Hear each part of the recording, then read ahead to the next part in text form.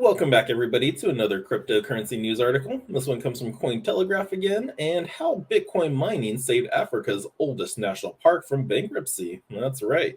The Virunga National Park's Bitcoin mine in the Democratic Republic of the Congo monetizes surplus energy for conservative efforts. So, yeah, this is pretty cool. I love hearing stories about this. Bitcoin literally saving forests. So, imagine that. But Viranga's National Park in the Democratic Republic of the Congo has become the first national park in the world to run a Bitcoin mine in an effort to protect its forests and wildlife. Cointelegraph spoke with Sebastian Guspilio, CEO of Big Block Green Services, and the man who introduced Bitcoin mining to the park. Now, speaking via a video call, Guspilio said with a smile that Bitcoin mining saved the park from bankruptcy.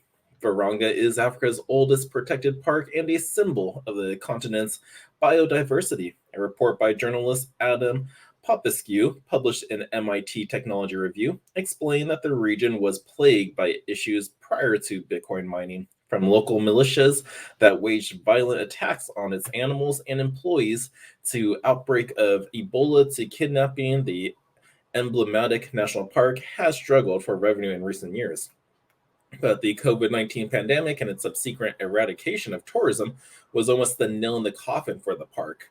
But as visits to see the gorillas, other wildlife, and waterfalls dried up, the article explained that tourism represented roughly 40% of the park's revenue. Gee. But when Guspilio learned of the park's strife, he felt compelled to help. He met with Emmanuel de Merode, the park's director, and a Belgian prince by bloodline. At a chateau in France at the tail end of 2019, Guspilio explained that he immediately recognized the tremendous opportunity the park presented. The park could monetize its abundant and untapped natural resources to preserve its existence. Guspilio explained to De Merode how Virunga could turn to Bitcoin mining to generate income. The conversation in the chateau was nonstop. It must have lasted hours, Guspio explained. The discussion, as well as follow ups and a visit to the Congo, eventually culminated in Demerdo setting up the first portions of the mining operation in early 2020, which successfully mined the first coins in September of that year. Almost 3 years later, the park earned significant income from Bitcoin, and during some months of the 2021 bull run, the park was rewarded upwards of $150,000 a month, almost entirely offsetting the lost tourism income. Now, Virunga's Bitcoin mine is a unique solution to the problem of preserving the park's biodiversity while also generating revenue. Bitcoin's mining is a highly energy intensive process, but Virunga's mine is unique in that it runs on clean energy. It's a green technology surrounded by the green rainforest. The mine is powered by 3 hydro plants within the park, a sustainable source of electricity that has already been used to power nearby towns, and the site has hired 9 full-time workers who work in rotating shifts operating the miners in the jungle to staff the facilities. Fearless Rangers protect the site, and a story that inspired a Netflix documentary, among other things. Now, the facility has 10 shipping containers, with each container holding 250 to 500 rigs. Virunga owns 3 of these containers, Guspilio the remaining 7, and Guspilio purchased energy from Virunga as part of the arrangement while keeping the mined Bitcoin. Plus, as Guspilio explained, the existing Bitcoin mining facility is part of a global plan in which there will be further power generating opportunities. Other power stations will be set up across the park, he explained, to connect local villages to electricity and, of course, mine more Bitcoin. De Merode is steadfast that the project will be successful despite the ongoing bear market, and indeed, some Bitcoin miners fell victim to the 2022 bear market, but De Merode occupies a unique position. The park is not speculating on the value of Bitcoin, but generating Bitcoin using surplus energy to monetize something that otherwise has no value. Plus, there is little risk of the Bitcoin or private keys disappearing. If Demerode is killed in action, over 200 of the park's security or rangers have been killed since 1996, and Demerode was shot twice while traveling to Goma in 2014, so it's a tragic but possible outcome that must be prepared for.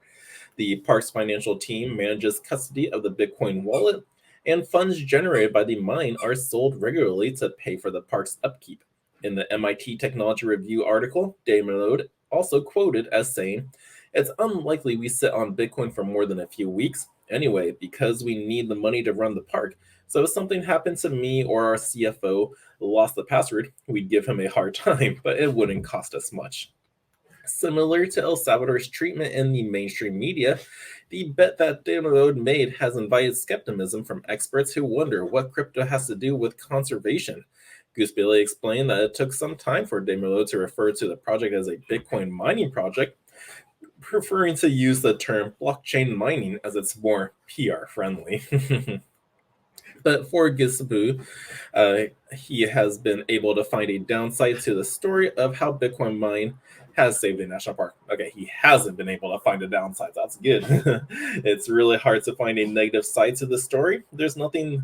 There's nothing. The energy is clean. Even the ASICs, we will recycle them when they come to the end of their lifespan by distributing them across African communities. ASICs, or application-specific integrated circuits, are Bitcoin mining machines. Every 10 minutes, ASICs takes part in a digital lottery to guess the next Bitcoin block on the Bitcoin time chain.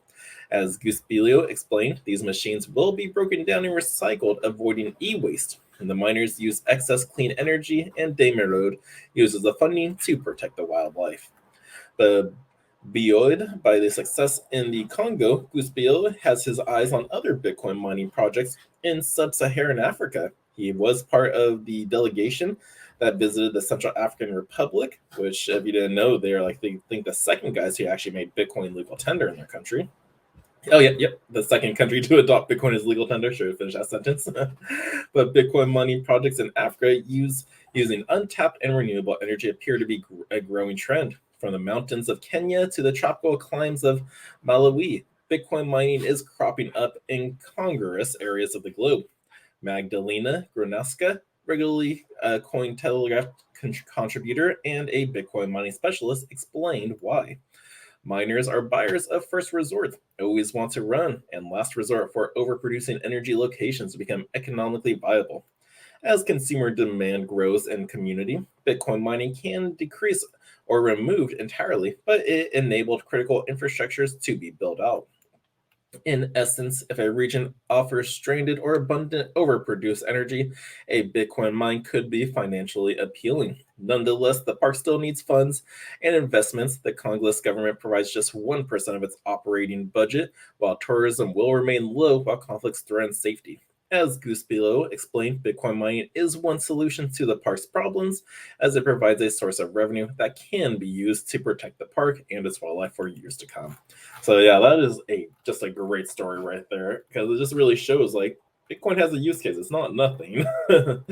So it's literally keeping the parks alive, keeping them green, and that's what we want. For those of us who are like worried about like the environment, it's like what who are saying Bitcoin, or for those who are saying that Bitcoin is bad for the environment, and they're using that issue, they don't know this story. It's like, hey, they're saving forests in literally Africa by mining. They're using clean energy, they're reusing their ASIC miners, also recycling them, so everything's green. It's good, and they're making enough of a profit to keep them safe. But again, like hopefully tourism does come back though, so that way you have more efforts and money to help protect them, keep the site safe, and also the people. Because as I said in the article, it is a probability that someone could be killed because of what's going on. But again, everything's still good. But yeah, I hope you guys did enjoy this article. And if you did, hit that thumbs up for me, subscribe to the channel, and until next time, the Crypto Sherpa is out.